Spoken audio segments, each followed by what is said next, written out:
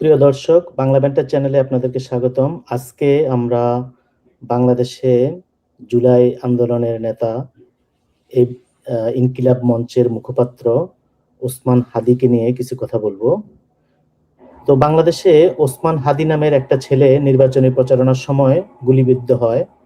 আমি এই ছেলেকে চিনতাম না, পরে শুনলাম বাংলাদেশের রাজনীতিতে সাউয়া মাউয়া ভাঙ্গা কালচারের প্রবর্তক ওসমান হাদি গুলিবিদ্ধ হয়েছে।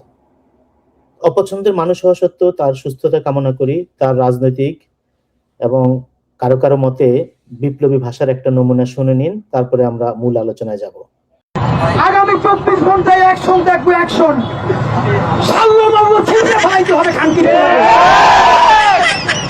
বাংলাদেশের অস্তিত্ব থাকবে না যদি গোপালগঞ্জ বাইতে থাকে। তো ইনকিলাব মঞ্চ না আমার দেশ মঞ্চ কে জানে, সেখানকার গালিবাজ হাদিরাম পাদি গুলি খাওয়ার পরে কি কি ঘটেছে। সদ্য পদত্যাগ করা 2 ছাত্র উপদেষ্টার দুর্নীতির আওয়াজ হাওয়া হয়ে গেছে। সোশ্যাল মিডিয়াতে এবং বিভিন্ন প্ল্যাটফর্ম থেকে আসিফ মাহমুদ সজীব ভুঁইয়া এবং মাহফুজ আলম তাদের দুর্নীতি নিয়ে অনেক কথাবার্তা হচ্ছিল। অনেকে অভিযোগ করতেছিলেন দুদকে, নির্বাচন কমিশনে বিভিন্ন জায়গায় তাদের বিরুদ্ধে প্রতিবাদ মিছিল হয়েছে, তরুণ সমাজের পক্ষ থেকেও প্রতিবাদ হয়েছে, কিন্তু এখন আর সেগুলি নিয়ে কোনো কথা শোনা যাচ্ছে না। গুলির সাথে সাথে বিএনপিকে দোষারোপ করা হয়েছে। তারপরে ভারতের রয়ের এজেন্ট আওয়ামী লীগকে গালি দেওয়া হয়েছে। কোনো প্রমাণ ছাড়াই সংস্কৃতি উপদেষ্টা এবং হাদির বোন ভারতের দিকে আঙ্গুল তুলে কথা বলেছেন।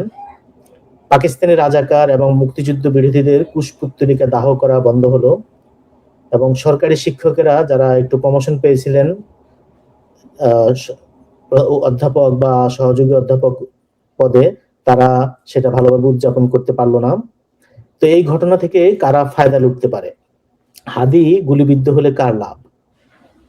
হাদির নির্বাচনী আসনে শিবিরের সাদিক কায়েমের নির্বাচন করার কথা শোনা যাচ্ছে।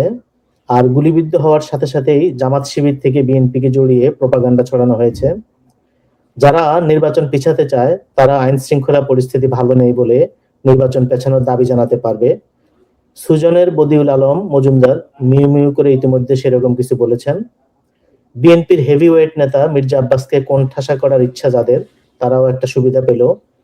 এদিকে গুলিবিদ্ধ হাদি এখন মানুষের সহানুভূতির ভোট পাবে। তারেক রহমানকে জানিয়ে দেয়া হলো দেশে ফিরলে কেমন নিরাপত্তা পাবে, সরকার কেমন নিরাপত্তা দিবে।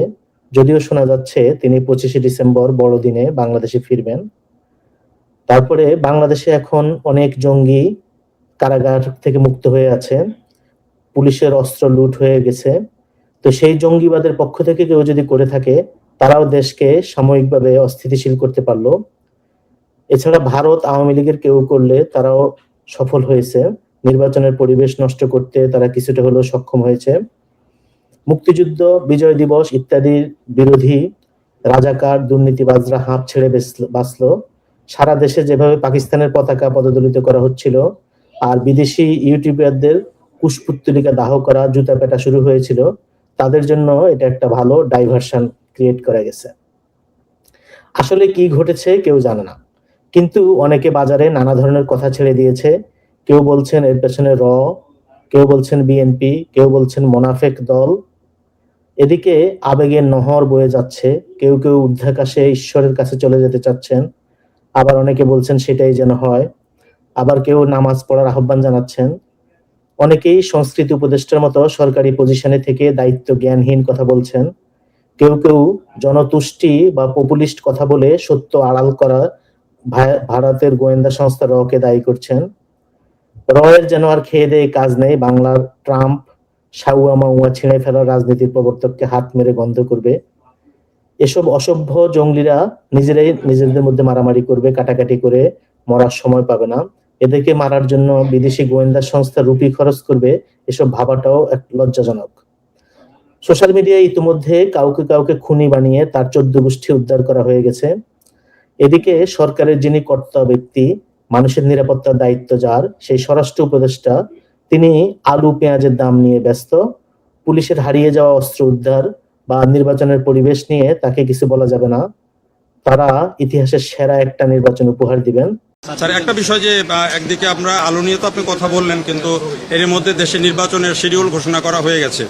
আপনি জানেন যে 5 আগস্টের যে ঘটনা, তারপরে থানাগুলো লুট হয়েছে, এখনো অনেক অস্ত্র উদ্ধার হয়নি। এই অবস্থাতে বাংলাদেশে যে এবং সব থানাগুলোও ফুল ফাংশন না, সেই ক্ষেত্রে নির্বাচনে আমি এটা বলবো না, আমি এখন বলবো যে দেখেন যে পেঁয়াজের যে দামটা, একদিনে পেঁয়াজের দাম 35 টাকা বেড়ে গেল।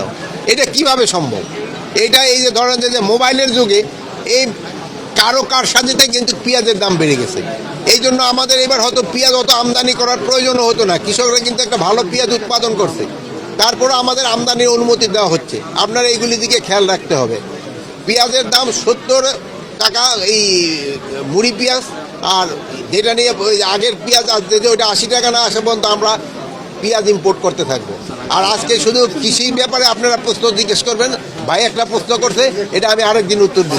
নির্বাচনের শিডিউল হয়ে গেছে স্যার। আলুর ব্যাপারে আছে, আগামীকাল আওয়ামী লীগের ডাকা যে সকাল সন্ধ্যা আমি এখন শোনা যাচ্ছে তিনি নির্বাচনের প্রার্থীদের অস্ত্র বহন করার অনুমতি দেবেন। যারা ইতিমধ্যে অস্ত্র ফেরত দিয়েছেন তাদের অস্ত্র আবার তাদেরকে ফেরত দেওয়া হবে। অর্থাৎ সরকার কোনো দায়িত্ব নেবে না, যার যার নিরাপত্তার দায়িত্ব তার নিজের। বাংলাদেশ এখন রীতিমতো ওয়াইল্ড ওয়েস্ট। আইন শৃঙ্খলা বা বিচারের কোনো বালাই নেই, মবের মূল্যক। কিছু মানুষ আবার মব না বলে দঙ্গল বলে শব্দ নিয়ে খেলা করে মবের বিষয়টাকে লঘু করার চেষ্টা করছেন। তো যা বোঝা গেল, হাদি একটা শেমলেস ছেলে, একটা মানসিক ব্যাধিগ্রস্ত লোক, যার লজ্জা নেই, ভব্যতা সভ্যতার সীমা যার ছাড়িয়ে গেছে, জনসমাজে আসলে তাদের জায়গা নেই, যার মধ্যে হায়া শরমের বালাই নেই। বাংলাদেশ জাতি আজ অন্ধ তার সুপরামর্শ ছাড়া। পতন যখন হয় তখন নিচের দিকেই হয়। সরকারের উচিত ছিল মব ভায়োলেন্সের জন্য গ্রেফতার করে তাকে কারাগারে রাখা বা নিজের পক্ষে পাবনা মানসিক হাসপাতালে পাঠানো। সেই নাকি এখন জননেতা, সংসদে যাবার জন্য তৈরি হচ্ছে। তো বাংলার ট্রাম্প, সাউয়া মাউয়া ছেড়ে ফেলা রাজনীতিবিদ, এর প্রবক্তা, ইনকিলাব মঞ্চের ইমামের পোলা, মাদ্রাসায় পড়া তথাকথিত আলেম ওসমান হাদি। অনেকেই সব জায়গায় আলেম সমাজের প্রতিনিধি রাখার কথা বলেন। এই তো দেখলেন তথাকথিত আলেমের নমুনা। ভাষার কি ছিরি, এটাই নাকি আবার জুলাই বিপ্লবের ভাষা, কেউ কেউ আমাকে বলছেন। তো নির্বাচনের আগে দুজনেরই কানের কাছ দিয়ে গুলি যাওয়ায় গালিবাজ জুলাই জঙ্গলি হাদিকে অনেকেই ডোনাল্ড ট্রাম্পের সাথে তুলনা করছেন। তো পত্রিকা থেকে যা জানলাম, সেটা গ্রামের বাড়ি ঝালকাঠির নলছিটিতে বাবা ছিলেন মাদ্রাসার শিক্ষক। নেছারাবাদ কামিল মাদ্রাসায় হাদির শিক্ষা জীবনের শুরু, পরে ভর্তি হন ঢাকা বিশ্ববিদ্যালয়ে। মাদ্রাসায় পড়ালেখা করায় এবং ভাষা ও পোশাকের কারণে তিনি শিবির কিনা সেই সন্দেহ অনেকেই প্রকাশ করতেন। তবে তার সহকর্মীদের দাবি, জুলাই অভ্যুত্থানের আগে কোনো রাজনৈতিক দলের সাথে সম্পর্ক ছিলেন না হাদি।